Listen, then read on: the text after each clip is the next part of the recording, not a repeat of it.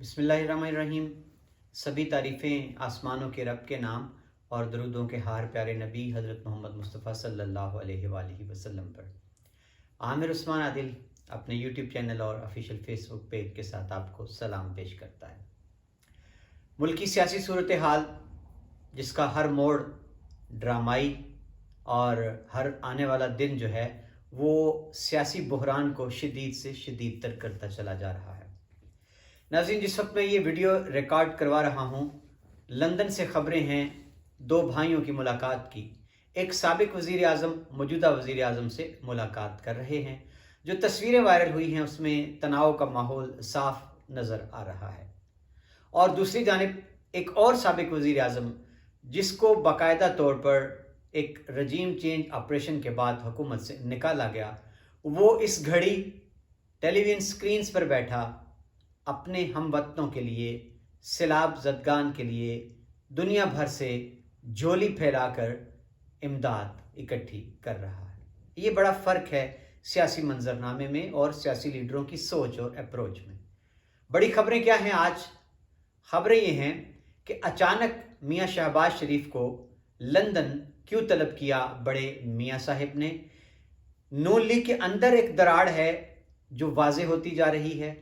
नून league के लिए ख़तरे की घंटियां कौन सी हैं जो बजना शुरू हो चुकी हैं, और इमरान खान के बैकडोर राब्ते, उनकी ख़बरों ने पीडीएम के लिए परेशानी किस तरह बढ़ा दी है कि अब मौलाना फजलुर रहमान की परेशानी भी छुपाए नहीं छुपती है।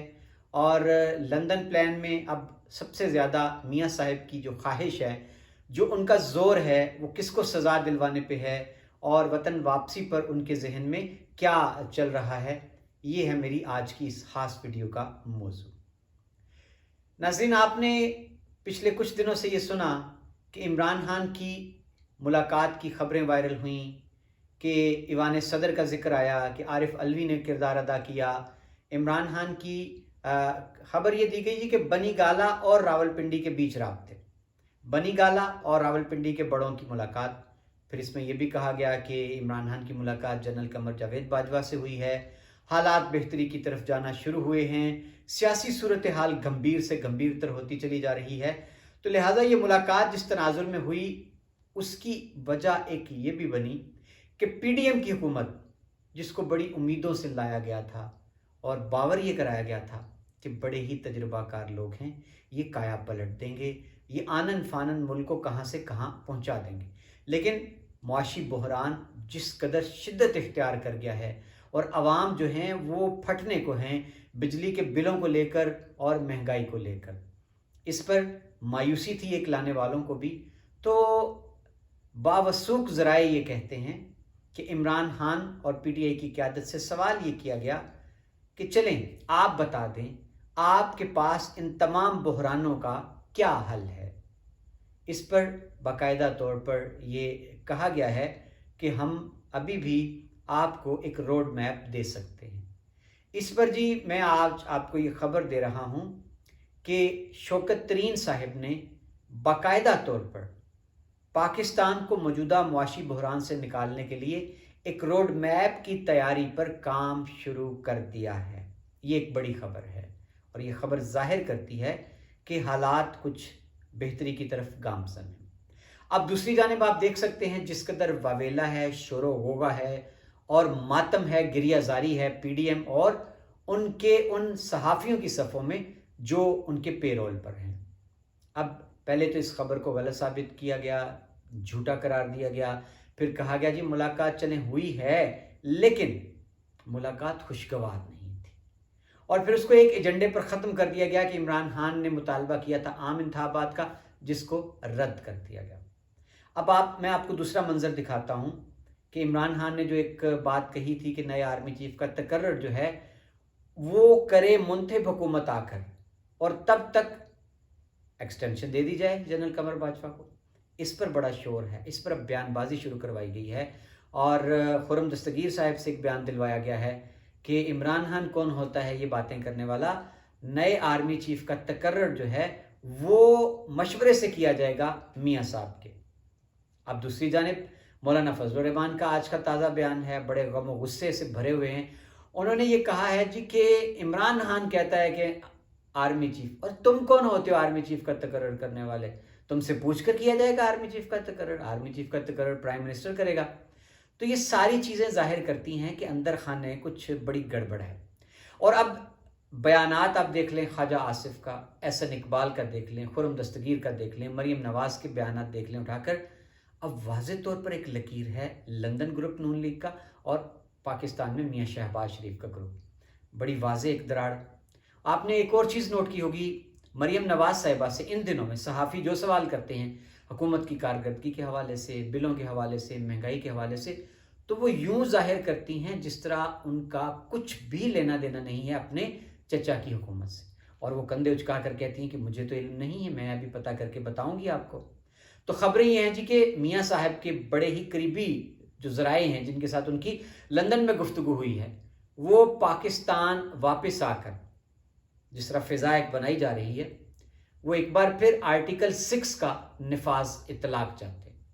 میاں صاحب غصے سے بھرے ہوئے، ان کو غصہ کس بات کا ہے؟